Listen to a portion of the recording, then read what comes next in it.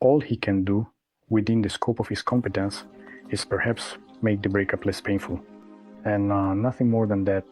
He actually prescribed me glycine or something like that. After that, I started doing these emotional, hysterical things. For example, I could go to her house or wait by her building entrance, knowing what time she would come back, just to see her somehow. I remember it was her birthday, and of course I bought gifts, because men always think that if I just give her something, do something nice, it will change everything for the better. But again, that's not how it works. So I went to her place, but she wasn't home, and I waited for her on her floor for 5 hours. And the most interesting part is that she didn't come back. Alonesh was with a friend and her ex-boyfriend.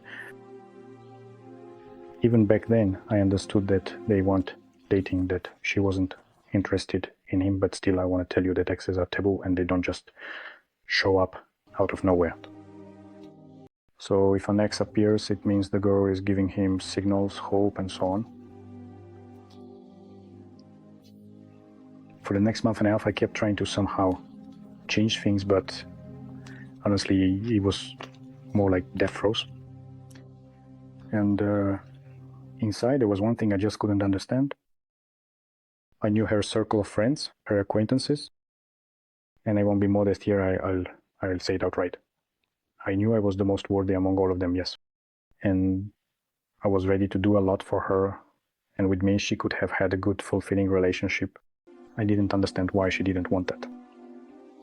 But now, I'll tell you why. Women make their choices purely on an emotional basis. Emotion is triggered by instincts. All men make the mistake of thinking that this is a rational choice. Let me explain.